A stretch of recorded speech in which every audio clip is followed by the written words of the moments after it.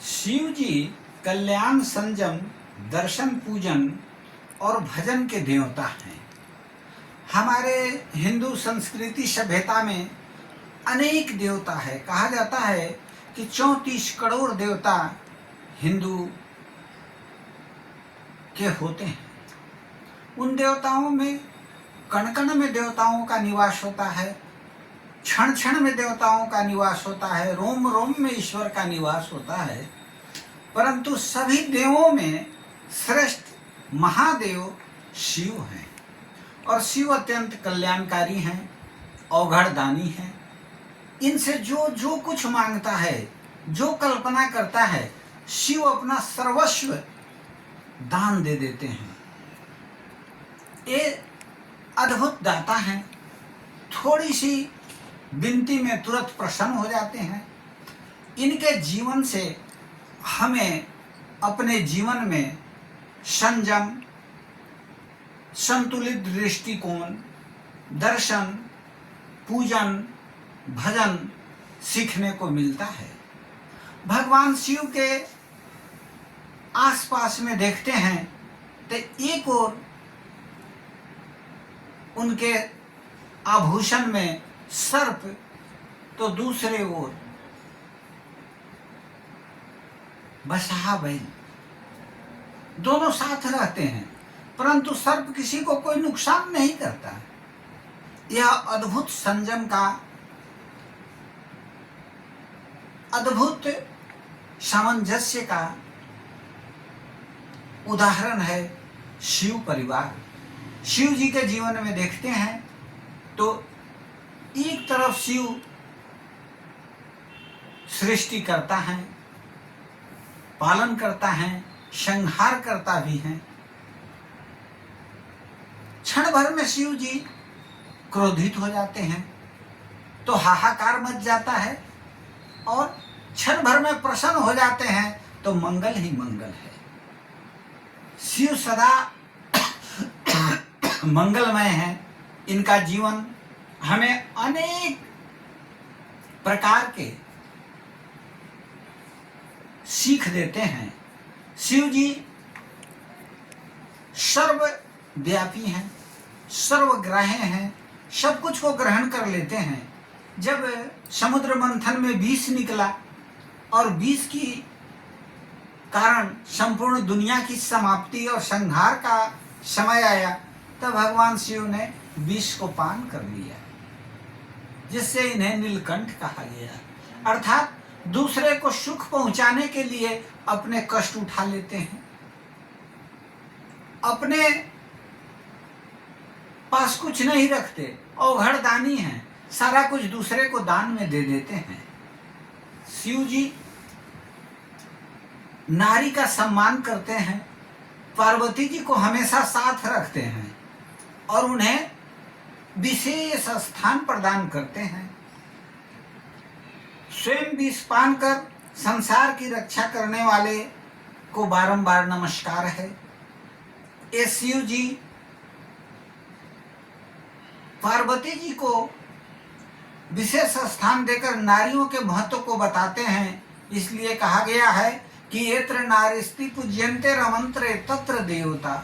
जहाँ लक्ष्मी की पूजा होती है, महिलाओं का आदर होता है, वहाँ अनेक देवताओं का निवास होता है। शिव जी का जीवन बड़ा संतुलित दृष्टिकोण का है।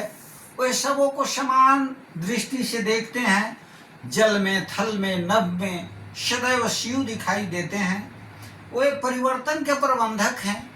उनके जीवन में हमेशा उतार चढ़ाव, परिवर्तन आते रहता है और सबको समान रूप से अंगीकार करते हैं। शिव जी का जीवन समानता का सबसे बड़ा उदाहरण है। वे सबको समान रूप से देखते हैं, चाहे राजा, रंक, फकीर, सब शिव के लिए बराबर हैं।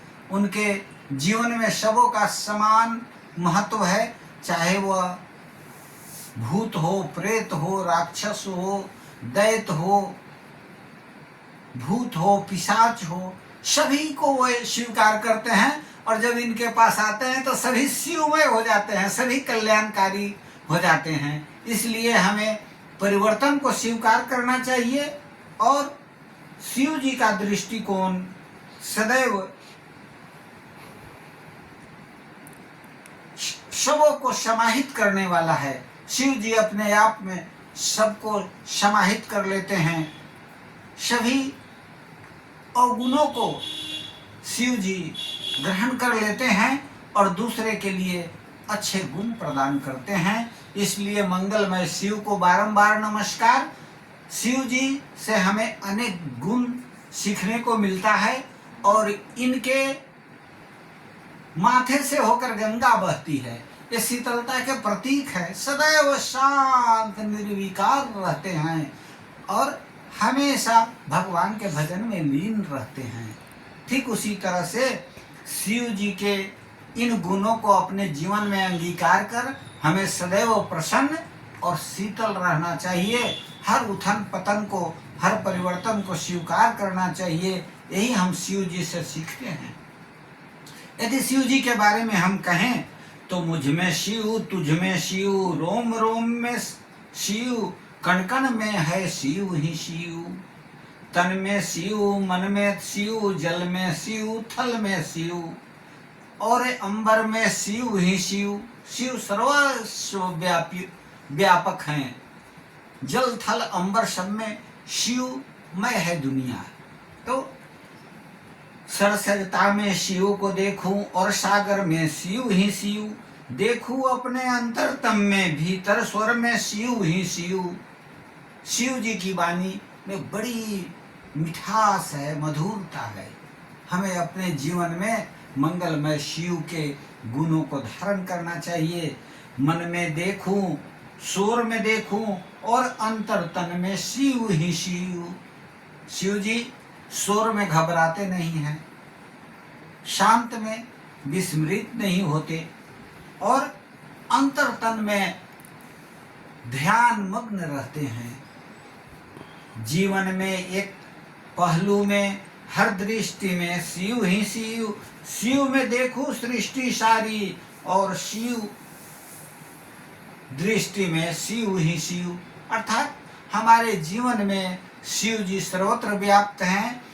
हमें उनके गुणों को अपने जीवन में समाहित कर सबके अंदर मंगलमय गुण, सभी समय में मंगलमय गुण, सभी स्थानों में मंगलमय गुण और सभी परिस्थितियों में मंगलमय जीवन की कल्पना करते हुए सदैव शिव को अंतरात्मा में धारण कर प्रसन्न रहना चाहिए।